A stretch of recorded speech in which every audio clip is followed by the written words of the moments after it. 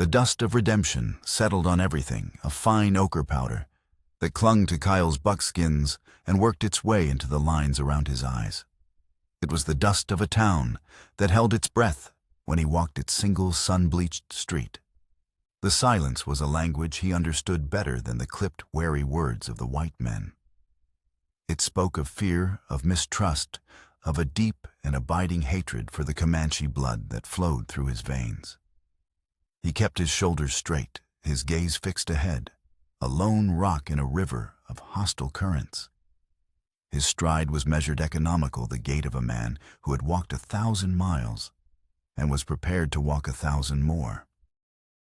He pushed open the door to the general store, a bell jangling a tinny, unwelcome announcement of his arrival. The air inside was thick with the smells of salt pork, coffee beans, and chewing tobacco. Abram, the storekeeper, a man whose face seemed permanently puckered from sucking on a lemon, looked up from behind the counter. His eyes, small and dark like currants, flicked over Kyle before settling on the heavy stack of pelts slung over his shoulder. "Furs," Kyle said. His voice was low, raspy from disuse. Abram grunted, wiping his hands on an already soiled apron. He gestured for Kyle to lay the pelts on the counter. Kyle unrolled the bundle. The furs were magnificent beaver fox and wolf, each one thick and perfectly cured. They represented weeks of patient tracking, of silent waiting in the bitter cold of the high plains of skill honed over a lifetime. To Kyle, they were a testament to his survival. To Abram, they were a commodity. The storekeeper's fingers, surprisingly nimble, probed and pulled at the fur, assessing its worth with a practiced, cynical eye. He named a price a fraction of their true value. Kyle's jaw tightened, but he gave a curt nod. Arguing was a waste of breath. The price was always the same for his kind. He handed over a short list of necessities: flour, salt, coffee cartridges. Abram gathered the items with grudging slowness, his movements loud in the quiet store. As Kyle packed the meager supplies into his saddlebag, the door swung open again, crashing against the wall. 3 men swaggered in their spurs, ringing like discordant bells on the wooden floorboards. They brought with them the loud, coarse energy of men who took up too much space in the world, who believed the ground they walked on belonged to them by right. The man in the lead was Jed, a buffalo hunter, whose reputation was as foul as the stench of stale whiskey and unwashed hide that clung to him. His face was a roadmap of brawls and hard living, his laughter a harsh, grating sound that scraped at the quiet. "Abram, you old miser," Jed boomed, slapping a dusty hand on the counter. "Break out the good stuff. The boys and I are thirsty." His cronies laughed their eyes, finding Kyle in the corner. The air grew tight, charged with an old and ugly tension. Kyle ignored them, cinching the strap of his bag. He wanted only to leave, to return to the clean silence of the prairie, where a man was judged by his skill, not the color of his skin. He turned to the door, his hand on the latch. It was then that a glint of silver caught his eye. It hung from a leather cord around Jed's thick, sunburnt neck. As the hunter leaned forward to bellow another joke, the object swung into a beam of dusty sunlight. It was a locket, small oval with a delicate floral pattern etched into its surface. The world fell away. The store, the men, the smell of coffee and dust, it all dissolved into a roaring silence. Kyle's breath caught in his chest. He saw not a piece of stolen silver, but a memory so sharp and vivid, it was a physical blow. He saw his wife Lena, her dark hair shining in the firelight, her fingers tracing the same floral pattern. She had never taken it off. It had been her mother's and her mother's before that. It was a part of her, a part of the life they had built together in a hidden valley, a life of quiet peace that had been shattered into a million pieces. He remembered the raid, not by his people, but by white renegades. The smoke thick and acrid burning his lungs, the screams, the sight of Lena lying still by the creek where she had been washing clothes. The locket had been gone torn from her neck. He had searched for it for hours, his fingers digging through the blood-soaked soil until they were raw, but it was gone. Lost like everything else. Now here it was, hanging around the neck of this pig of a man, a cheap trophy from some forgotten act of barbarism. Cale's hand of its own accord drifted down to the handle of the knife sheathed at his belt. The worn leather felt familiar grounding. The cold grief that had been his constant companion for 5 years began to burn, transforming into something white-hot and singular. Rage. A pure, clean rage that demanded action. Jed, sensing the shift in the room, turned. His smirk faltered when he saw the look in Cale's eyes. "What you looking at, savage Jed?" growled, his hand moving instinctively toward the pistol on his hip. Cale didn't answer. He couldn't. His voice was trapped behind the lump of grief and fury in his throat. There was only the locket, the man, and the chasm of a stolen past that separated them. The bell above the door remained silent. The town of redemption held its breath. The sun beat down on redemption, bleaching the color from the sky and baking the very soul out of the land. The town was little more than a collection of splintered, unpainted wooden buildings huddled together as if for protection against the vast, indifferent emptiness of the Texas Panhandle. A lone windmill groaned a rhythmic, mournful complaint, with every turn of its rusted blades pumping a trickle of life-giving water from the cracked earth. This was a place for men on the run, either from the law or from themselves, a last stop before the wilderness swallowed them whole. For Cale, it was a necessary poison. A place to trade to resupply a brief, suffocating dip into a world that despised him, before he could retreat back into the solace of the plains. His isolation here was a tangible thing, a cloak he wore as surely as his buckskins.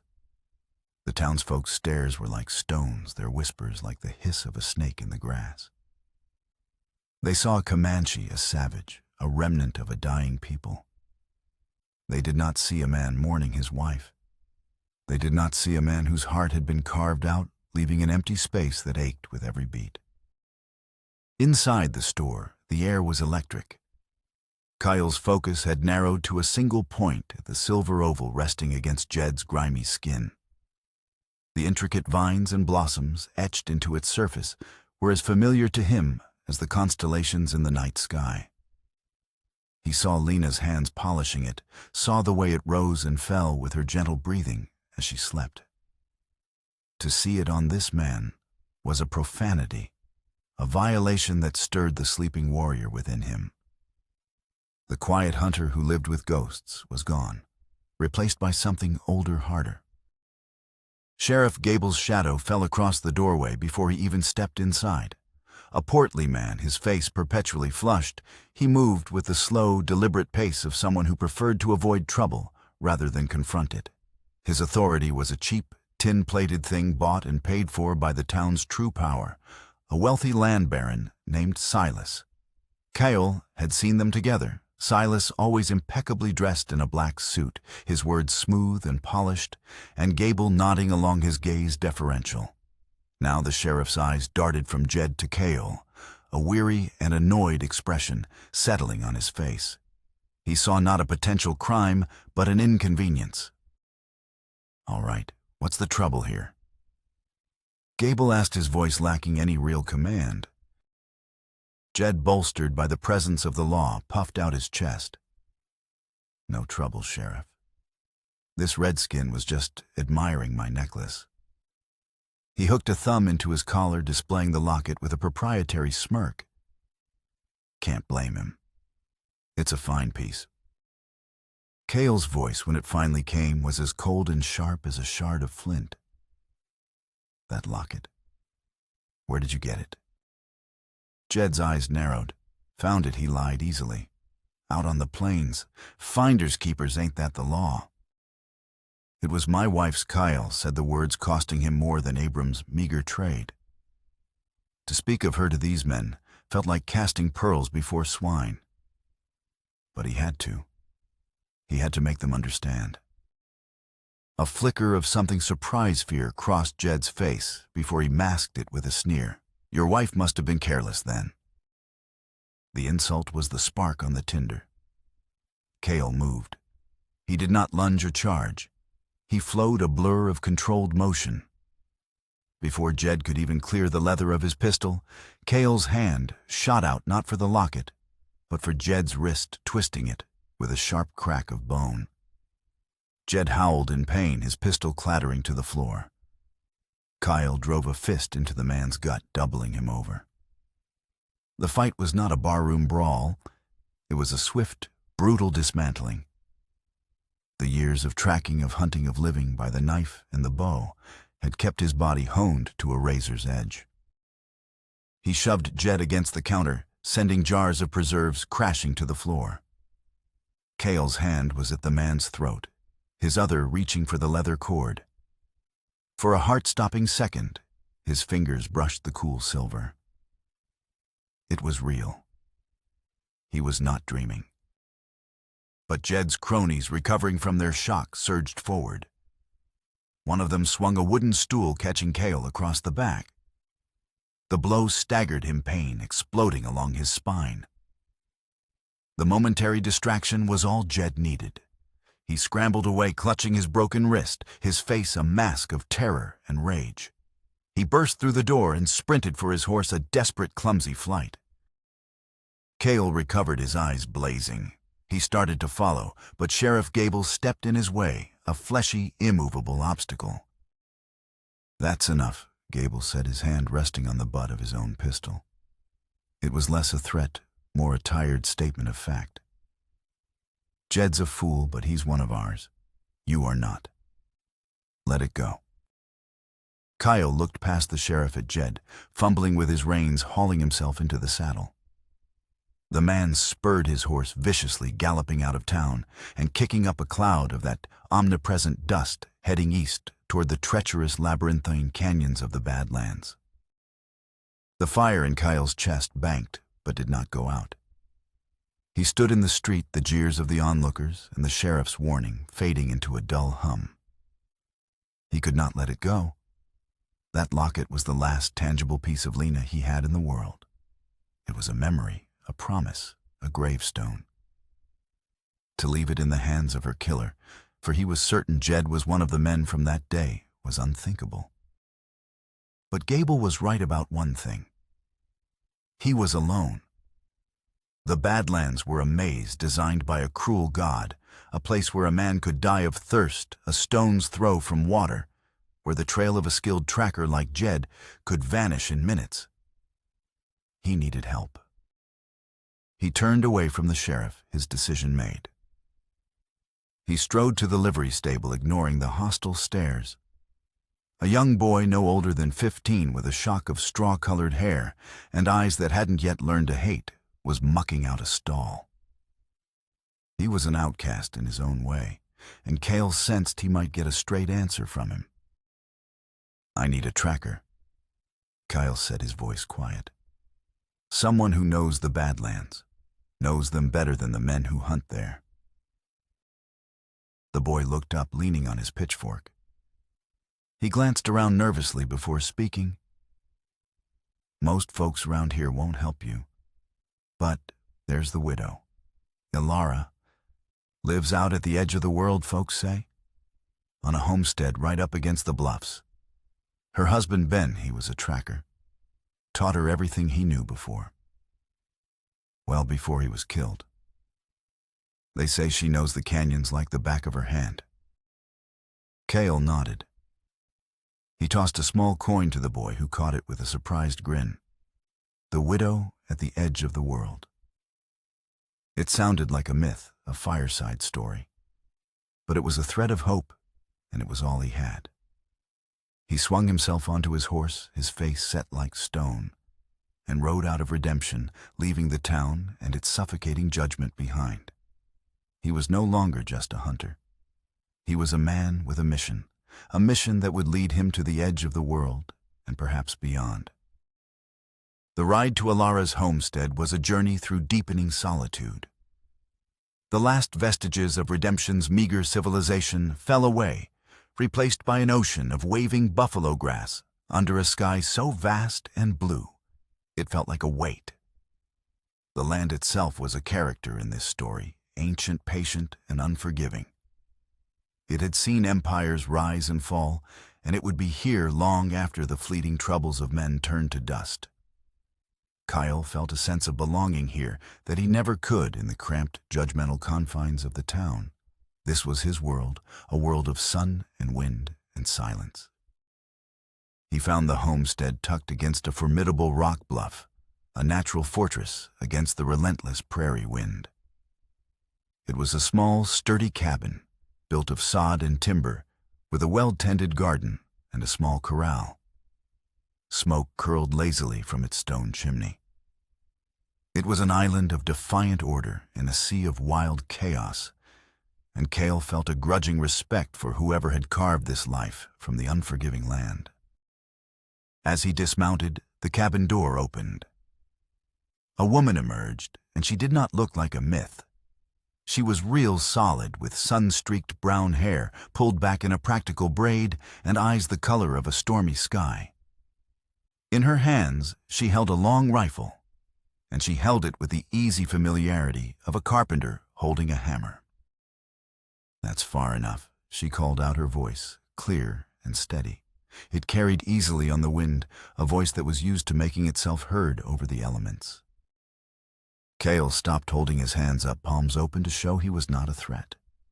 "My name is Cale. I was told you could help me." Ilara's eyes swept over him, taking in the Comanche features, the buckskins, the knife at his belt, the coiled intensity in his posture. Her expression remained neutral, unreadable. "Depends on what you need help with." "I'm tracking a man. He has a 2-hour lead heading into the Badlands. The Badlands swallow men whole." She stated not as a warning, but as a simple fact. "Why are you tracking him?" Cale hesitated. The story was his, a private agony he was not accustomed to sharing. "He took something that belongs to me. Most men who come asking for a tracker are either the law or running from it. You don't look like a lawman." "I'm not," Cale said. Ilara studied him for a long moment, her gaze unwavering. She was looking for something, a lie, a weakness, a reason to send him away. Kyle met her gaze without flinching. In her eyes he saw not hostility, but a deep, abiding weariness, the look of someone who had seen too much of the world's cruelty. He recognized it because he saw it in his own reflection every morning. Finally, she lowered the rifle just slightly. "My price is high. $20. Half now, half when you find your man." It was more than he had, but he didn't hesitate. "Agreed." He untied a small leather pouch from his belt and then counted out $10, placing them on a nearby fence post. She nodded, then disappeared back into the cabin. She returned a few minutes later, wearing a worn leather hat and carrying a saddlebag and a canteen. Her movements were efficient, purposeful. She saddled her horse, a tough-looking Mustang with a practiced economy of motion. Within minutes, they were riding east, the silence stretching between them, thick and heavy. The landscape began to change, the gentle roll of the prairie giving way to a jagged, broken country. The earth turned red and ochre, carved by wind and water, into a labyrinth of canyons, mesas, and hoodoos that clawed at the sky. This was the Badlands. Ilara proved her worth immediately. Where Cale saw a chaotic jumble of rock and sand, she saw a story. She pointed to a scuffed rock, a broken branch, a pattern of disturbed pebbles that Cale himself had almost missed. "Jed's trail." "He's riding hard," she said, her first words in over an hour. "But he's panicked. A man in a panic makes mistakes." They rode on their relationship, purely professional. He was the client, she was the guide. Yet a silent understanding began to form between them. They were both outsiders, both survivors. They moved through the harsh terrain with a shared competence, a rhythm born of necessity. He respected her skill, and she in turn seemed to respect his quiet determination. Late in the afternoon, Ilara reined in her horse, pointing toward a small ravine. He stopped here, rested his horse. Cale dismounted his eyes, scanning the ground. He found what she had already seen, fresh tracks, a recently extinguished campfire. But he also found something else half buried in the sand. It was a canvas sack discarded in a hurry. He picked it up. Inside, among some dried rations, were a half-dozen wooden stakes. They were expertly crafted, sharpened to a fine point. And burned into the side of each one was a small stylized letter S. Cale frowned, turning one of the stakes over in his hand. Survey markers. What would a buffalo hunter like Jed be doing with survey markers? Ilara wondered aloud, her brow furrowed. An uneasy feeling began to crawl up Cale's spine. This was no longer a simple chase. Something was wrong. The feeling intensified an hour later, when they crested a ridge and saw a small, struggling homestead below. It was a pathetic sight, a sod house and a withered cornfield clinging precariously to the edge of the Badlands. A man was attempting to fix a broken fence, his shoulders slumped in defeat. Ilara guided her horse down the slope. Let's see if he saw anything. The homesteader, a man named Henderson, was wary at first. But Ilara had a way of speaking to people, a gentle directness that put them at ease. He confirmed that a man matching Jed's description had ridden past a few hours ago, hard and fast, without stopping. Seems like everyone is in a hurry these days, Henderson said, wiping sweat from his brow with the back of a calloused hand. First, Mr. Silas's men, now him. Cale's head snapped up. Silas. Aye. The fancy man from Redemption, the farmer said, with a resentful curl of his lip. Been buying up all the land out here. His men were through here last week planting these. He kicked at a wooden stake in the ground near the fence post. It was identical to the ones Cale had found in Jed's sack, right down to the scorched S. Says the railroad is coming through and he's doing us a favor buying our land before the government takes it for nothing. Offered me pennies on the dollar. I told him to go to hell, but most of my neighbors, they sold. They were scared. Cale and Ilara exchanged a look. The pieces were beginning to connect, forming a picture Cale didn't like. Jed was not just a thief. He was an employee, and his flight into the Badlands was not random. He was following a path marked by Silas's ambition. The pursuit of the locket had led Cale into the middle of a much larger, more dangerous game. He looked out at the endless, jagged canyons ahead. Somewhere in that maze, Jed was waiting.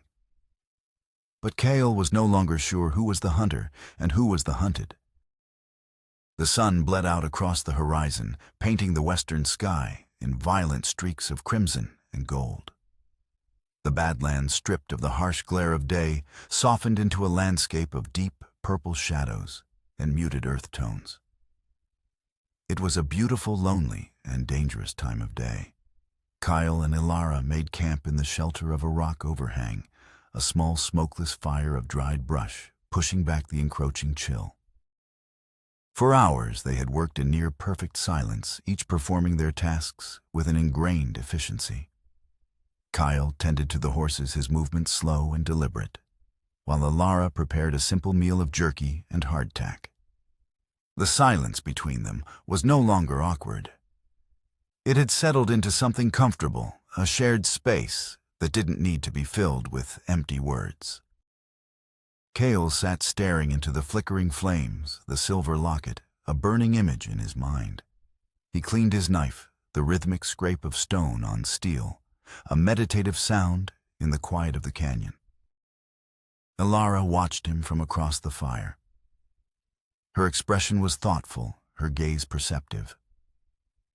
She had been observing him all day, noting the way he read the land, the coiled stillness in his posture, the profound, bottomless grief in his eyes. "A man doesn't track another man this hard over a simple debt," she said softly, her voice startling him out of his reverie. Kyle didn't look up from his knife. He continued his work, the muscles in his jaw tight. He was a private man, his pain a sacred, closely guarded thing. Ilara seemed to understand his reluctance. She didn't press. Instead, she offered a piece of herself. "My husband Ben," she began, her voice taking on a distant quality. "He was killed 2 years ago. Horse thieves. It was a stupid, senseless thing. They shot him over a misunderstanding about a brand. The sheriff in Redemption called it bad luck and closed the case." She paused, taking a sip of water from her canteen. "I found their trail. I tracked them for 3 days, all the way to the Cimarron. They were just boys, really. Scared and stupid. When I caught up to them, they begged for their lives." Cale finally stopped sharpening his knife. He looked at her, truly seeing her for the first time, not just as a skilled tracker, but as a person who had walked the same dark road he was on. "Did you kill them?" he asked, his voice low. A sad smile touched her lips. "I thought about it. I wanted to. I wanted them to feel the emptiness they had put inside me. But then I saw his wedding band on one of their fingers. Ben never took it off. That's all I wanted.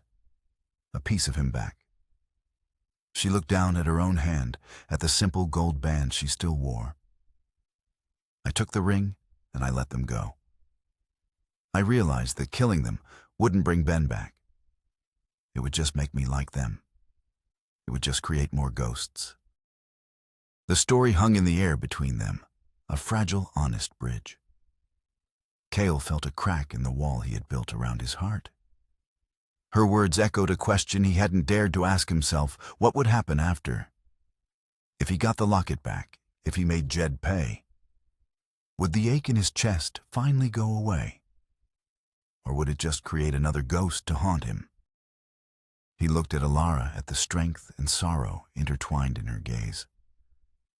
And for the first time in 5 years, he spoke of his wife to another living soul. Her name was Lena, he said, the name feeling strange and foreign on his tongue after so long. The locket was hers.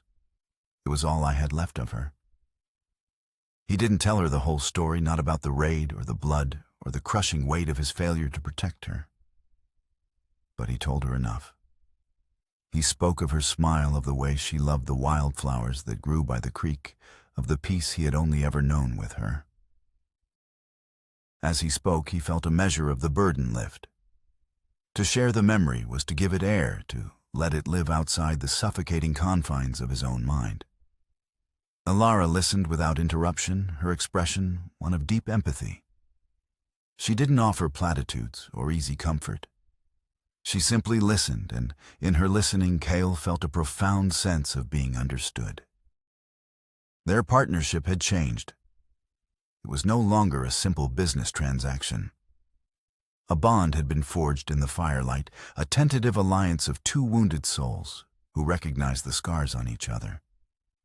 The mission was still his, but he was no longer entirely alone on the path. He had an ally and someone who understood that some things once lost could never be replaced, but that the journey to reclaim a piece of them was a journey worth taking. As the last of the light faded from the sky and the stars emerged cold and brilliant, Cale felt a flicker of something he hadn't felt in a very long time. It wasn't hope, not yet, but it was something close. The trail led them deeper into the Badlands, into a desolate region of sharp-edged buttes and shadowy canyons. The silence here was older, heavier. For 2 days they tracked Jed, his trail growing fresher, his mistakes more frequent. The panic Ilara had predicted was setting in. He was pushing his horse too hard, choosing speed over caution. On the morning of the 3rd day, they saw them.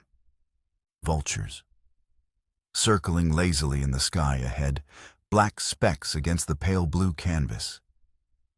They were a patient, silent promise of death. "We're close," Alara said, her voice grim. They spurred their horses forward, a shared sense of urgency propelling them. They found Jed's horse, first standing lame and exhausted, its reins tangled in a thorny bush. And then they found Jed. He was lying in the shadow of a massive rock slide, his body contorted at an unnatural angle. He had not died peacefully. A dark stain spread across the back of his shirt, the work of a single well-aimed bullet. It was an execution, clean and efficient. Cale dismounted, his heart pounding a slow, heavy rhythm against his ribs. He approached the body cautiously. Up close, Jed's face was slack, his bravado erased by the finality of death. There was no satisfaction in this, only a hollow, bitter emptiness. Cale knelt, his eyes searching for the locket. It was gone. The leather cord around Jed's neck had been cut, the locket torn away. The hope that had flickered to life within Kyle was extinguished, leaving behind a cold, familiar ash. He had come all this way, followed this trail of blood and greed for nothing. The last piece of Lena was lost again, perhaps forever. He stood up, a wave of despair washing over him, so powerful it almost brought him to his knees. He had failed. Again. Cale. Alara's voice cut through his dark thoughts. She was standing a few feet away, pointing at Jed's outstretched hand. Clutched in his stiff fingers was a leather satchel. Cale moved as if in a trance, prying the satchel from the dead man's grip. It was heavy. He unbuckled the flap and tipped its contents onto a flat rock. A few coins, a dirty kerchief, and a rolled-up piece of parchment tied with a string. He untied the string and carefully unrolled the document. It was a map, crudely drawn but detailed. It showed the canyons and mesas of the surrounding area, with a single deliberate path marked in charcoal. The path ended at a specific location, marked with a large X. Alara leaned over his shoulder. "What is it?" Kyle didn't answer. He stared at the map, at the familiar landmarks, the curve of a dry riverbed, a distinctive trio of rock spires he knew as the Three Sisters. A feeling of ice and fire washed through him, a jolt of recognition so profound it stole his breath. He knew this place. He knew it better than any other place on Earth. It was the site of his childhood village, the place where he had been born, the place where he had learned to hunt, to fight, to be a man. It was a place of ghosts, a place he had not returned to since the day soldiers had come with their blue coats and their long rifles and burned it to the ground, slaughtering anyone who did not flee. Suddenly, everything clicked into place with a horrifying clarity. Jed's escape, the survey markers, his murder, the missing locket. It was all a lie, a carefully constructed trap. Jed wasn't just fleeing. He was a lure, a piece of bait sent to lead Cale on this exact path to this exact destination. Silas hadn't wanted Jed to escape. He had wanted Cale to follow. The locket was not just a prize to be reclaimed. It was the key to the trap designed to appeal to the one weakness Kyle had left: his love for his dead wife. The mission had changed again. This was no longer about retrieving a stolen memento. It was about walking into an ambush laid by a man who knew his past, a man who had gone to extraordinary lengths to bring him to a place of sacred memory and profound pain. The map was not a guide. It was a summons. And Silas, a man Cale had dismissed as a greedy land baron, was revealed to be a far more patient and personal enemy. He was not just after land. He was after Cale. Kyle looked up from the map, his eyes meeting Alara's. She saw the transformation in his face, the despair replaced by a cold, hard resolve. "It's a trap," he said, his voice flat and devoid of emotion. "We should turn back," she urged, her hand resting on his arm. "This is not your fight anymore." He shook his head, rolling the map back up and tucking it into his belt. "It has always been my fight," he said. "I just didn't know it." He turned his gaze toward the direction indicated on the map, toward the ghosts of his past. He had to know why. The realization that they were walking into a trap changed the nature of their journey. The air itself seemed to crackle with menace. Every shadow seemed to hide a threat. Every gust of wind sounded like a whispered warning. Kyle moved with a heightened alertness, his senses sharpened to a razor's edge, while Alara watched their back trail her rifle never far from her hand. The grim purpose that now drove Kale was infectious, and a heavy silence fell between them once more. They were heading toward the location on the map when the sky began to turn against them. The brilliant blue faded to a sickly, bruised yellow-gray. The wind, which had been a constant but gentle companion, began to whip and moan through the canyons, picking up sand and dust, stinging their eyes and gritting between their teeth. Norther Alara said, her voice tight with concern, as she pulled her bandana up over her nose and mouth. A bad one by the looks of it. Kyle had seen these storms before. They were like living things, malevolent spirits of the plains that could strip the flesh from bone and scour the landscape clean. There was no outrunning them. The only hope was to find shelter and wait for the fury to pass. The world dissolved into a roaring, blinding chaos. The sky vanished, replaced by a swirling wall of brown dust so thick it was impossible to see more than a few feet ahead. The wind howled with the sound of 1,000 screaming demons, a physical force that threatened to rip them from their saddles. Their horses, panicked and whinnying in terror, became almost uncontrollable. A sudden violent gust tore Ilara's hat from her head and sent her horse rearing. She fought for control, but the terrified animal bolted, disappearing into the brown maelstrom. Kyle's own horse shied violently, stumbling on the uneven ground and throwing him to the earth. The animal, freed of its rider, galloped blindly into the storm. Kyle was alone, blinded, deafened, and disoriented. "Alara," he yelled, but his voice was swallowed by the wind. Panic, cold and sharp, tried to claw its way into his heart, but he forced it down. He was a hunter. He was a survivor. He fell back on instinct, crawling on his hands and knees, feeling for the cold, solid face of a rock wall. His hands found it, and he began to follow it, hoping it would lead to some kind of overhang or cave any respite from the storm's relentless assault. The sand was like 1,000 tiny needles against his exposed skin. It filled his lungs, his ears, his mouth. He felt a hand grab his arm, and he reacted instantly, spinning around his knife in his hand. "Kale, it's me." Alara's voice was a faint cry, barely audible over the gale. He saw her then, a ghostly shape in the swirling dust, her hair wild, her face caked in dirt. She had found him. She hadn't run. She had come back for him. The relief that washed over him was so powerful it left him weak. Together, they huddled against the rock face, pushing onward against the storm.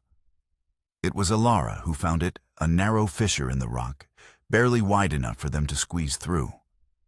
It opened into a small, shallow cave, little more than a hollow in the stone. But it was enough.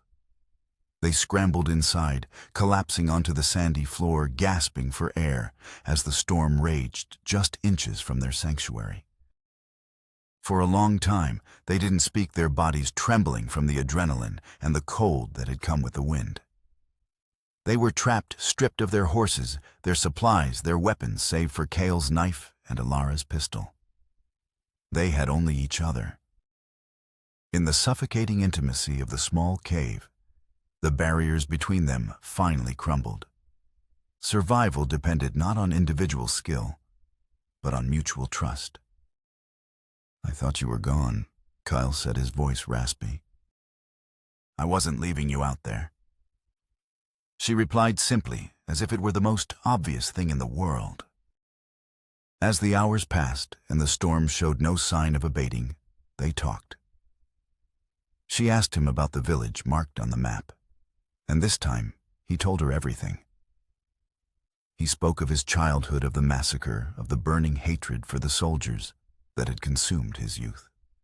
He told her how that hatred had led him to become a raider, a warrior who took what he wanted, fueled by a desire for vengeance against a world that had taken everything from him. It was a life before Lena, a life he had tried to forget. "I was a different man then," he said, his voice heavy with a shame he hadn't acknowledged in years. "We all have a past we'd rather forget," Alara said softly. "The person you were doesn't have to be the person you are." She spoke of her own anger after Ben's death, of the dark path of revenge she had almost walked.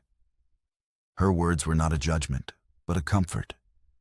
She was not forgiving his past, but she was accepting his present. In that small, dark space, with the world being torn apart outside, Kael felt a profound shift within himself. Ilara's resilience, her quiet strength, her belief in the possibility of a life beyond vengeance. It was a beacon in his own darkness. She was challenging the foundation of his beliefs, not with arguments, but with her own example. He had set out on this journey to reclaim a piece of his past, but now huddled in the dark beside this remarkable woman, he began to wonder if the real journey was about letting that past go. When the wind finally began to die down, and the first rays of a washed-clean dawn pierced the dusty gloom, they emerged from the cave, exhausted and battered, but alive. The landscape had been transformed, sculpted into new shapes by the storm.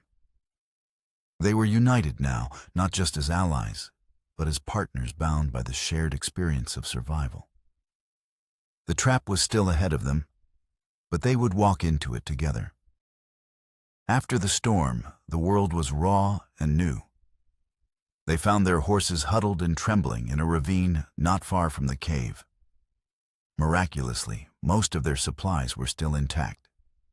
They pressed on, following the landmarks on the map, which were now even clearer on the storm-scoured land. The map led them to the ruins of Kael's village. It was a place of ghosts, just as he remembered. The collapsed remains of wiki-ups, the charred circle where the council fire once burned a child's broken toy, half buried in the dust. Kael felt the familiar pang of old sorrow, but it was different this time. It was a memory, not a living wound. At the far end of the clearing was the place marked on the map, the dark, gaping mouth of an old silver mine, long abandoned. Its timbers were rotting, and the earth around it was stained with mineral deposits. A second storm was gathering on the horizon, the sky darkening to a bruised purple. Thunder rumbled in the distance, a low, ominous growl. "This is it," Kael said. He dismounted, checking his knife. "You don't have to do this," Kael. Alara set her hand on her pistol. "We can leave. We can disappear." He looked at her, at the genuine concern in her eyes, and felt a surge of gratitude. "He brought me here for a reason. He used Lena's memory to do it. I have to know why." They moved toward the mine entrance, two small figures, against a backdrop of impending violence, both natural and man-made. They lit a lantern, its flickering light, pushing back the oppressive darkness of the mine shaft. The air inside was cold and damp, smelling of wet rock and decay. Water dripped from the ceiling, each drop echoing in the profound silence. They followed the main tunnel deep into the earth. The groaning of the rotting support beams and the distant, echoing thunder from outside created a symphony of suspense. The tunnel opened into a large cavern, its ceiling supported by a network of massive timbers. Several other lanterns were lit, casting long, dancing shadows. And in the center of the cavern, a man was waiting for them. It was Silas.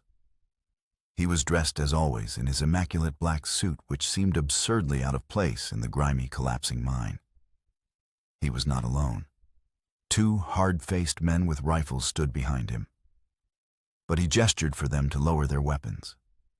He wanted this to be personal.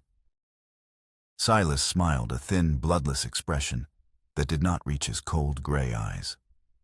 "Cale, I'm so glad you could make it. And you brought a friend." He held up his hand, and dangling from his fingers, catching the lantern light, was the silver locket. "You've come a long way for this," Silas said, his voice smooth and conversational, yet filled with a chilling malice. "Why, Cale?" demanded, his voice echoing in the cavern. "The land, the markers. Why all this?" "The land," Silas chuckled, a dry, humorless sound. "The land is a means to an end. It is a tool just like Jed was. Just like this locket is." He let the silver oval swing back and forth, a hypnotist's watch. "This was never about land, Cale. It was always about you." He took a step forward, his polished shoes crunching on the gravel floor. "I wonder if you remember a small homestead about a day's ride north of the Red River. A family of 3. A mother, a father, a young son. They weren't rich, but they were happy." Cale's blood ran cold. He searched his memory, a dark, dusty archive of a violent past he had tried to bury. "It was a long time ago," Silas continued, his voice dropping to a near whisper. "A band of Comanche warriors, young and full of rage, descended on that homestead. They were looking for revenge against any white face they could find. They burned the house, slaughtered the livestock, and the people." The memory surfaced hazy at first, then sharpening into horrific detail. A raid from his youth before Lena, before he had learned that peace was a greater prize than vengeance. He remembered the fire, the screaming. The boy Silas said, his voice trembling with a suppressed lifelong fury he hid under the loose floorboards in the kitchen. He watched through a crack as they murdered his parents. He watched one warrior, the leader, the fiercest of them all, kneel beside his mother's body. Silas's calm demeanor finally broke. His face contorted into a mask of pure hatred. He watched that warrior rip a silver locket from her neck. He thrust the locket forward. "This wasn't your wife's, you bastard. It was my mother's. You took it from her as she lay dying." The world tilted on its axis. Cale stared at the locket, then at Silas's face, and he saw it. The ghost of a boy's face, streaked with tears and soot, peering up from the darkness. His name wasn't Silas. It was Isaac. Isaac Miller. Cale's entire quest, his righteous journey to reclaim a sacred memento of his beloved wife, was a lie.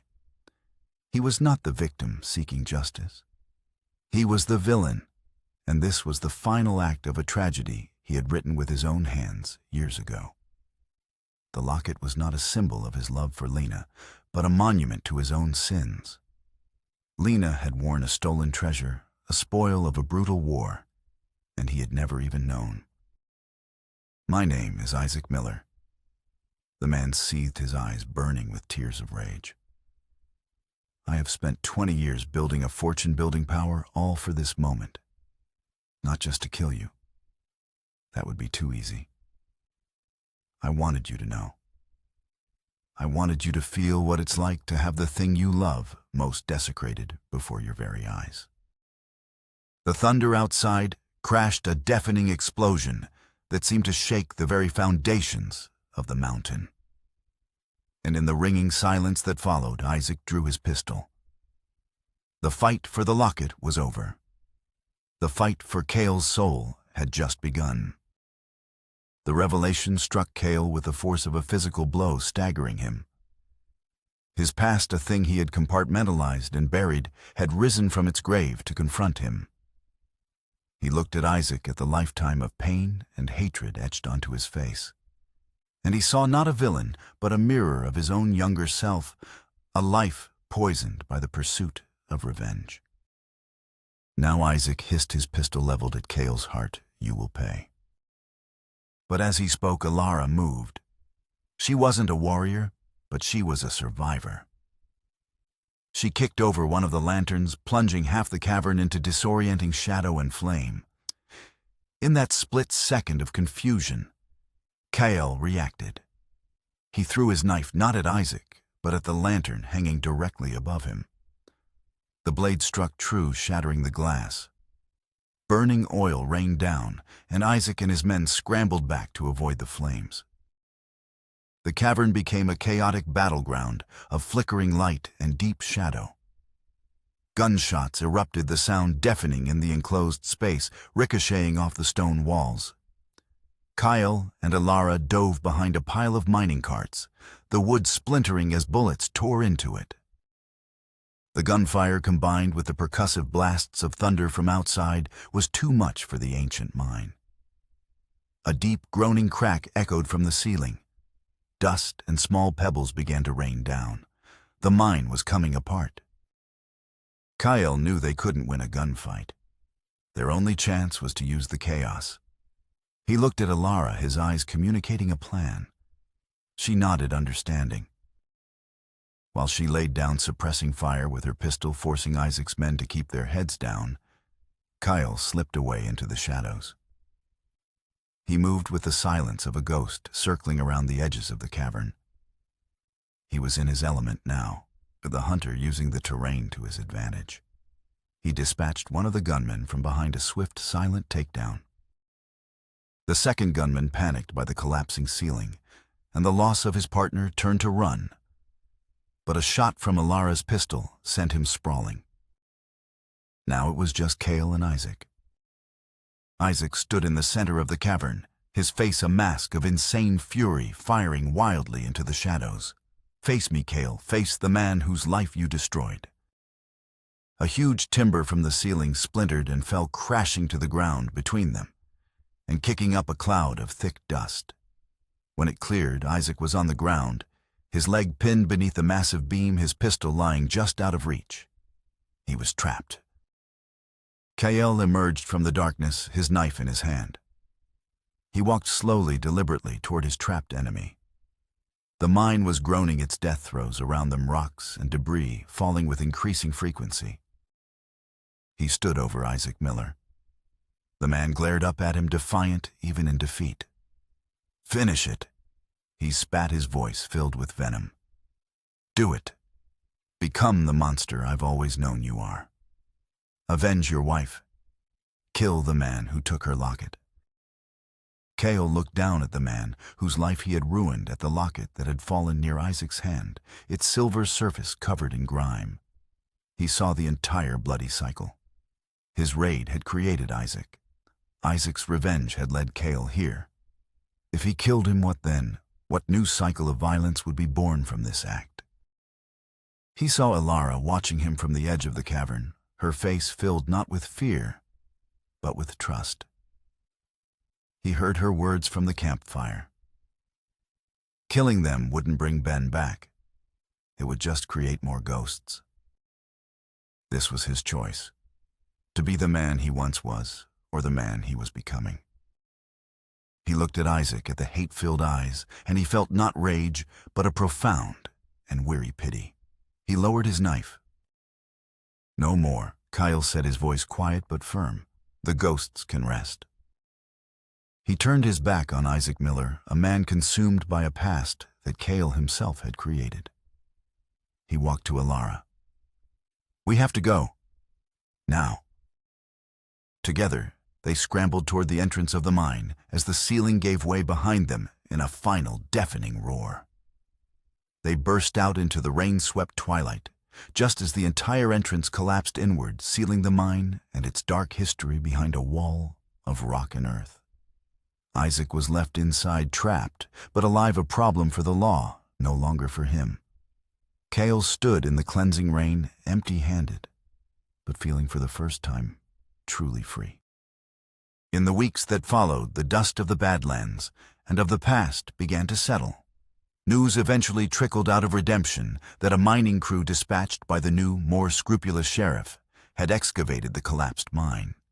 They had found Isaac Miller alive, but broken, and he was now awaiting a federal trial for his crimes, including the murder of Jed. The story of Silas the land baron was over. The story of Isaac Miller, a man consumed by a generations-old grief, was now a matter for the courts.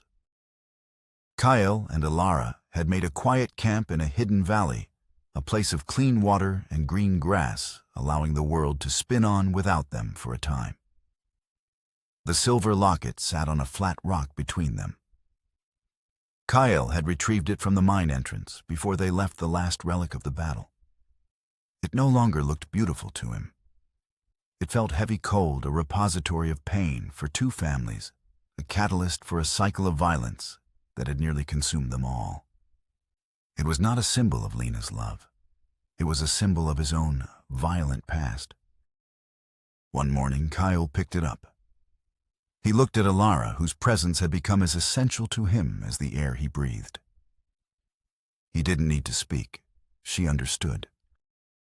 She had spent days making inquiries using her knowledge of the region to search through old county records stored in a neighboring town. She had found it the location of the old Miller homestead.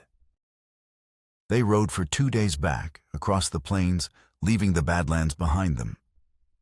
They found the place on a small rise overlooking a dry creek bed.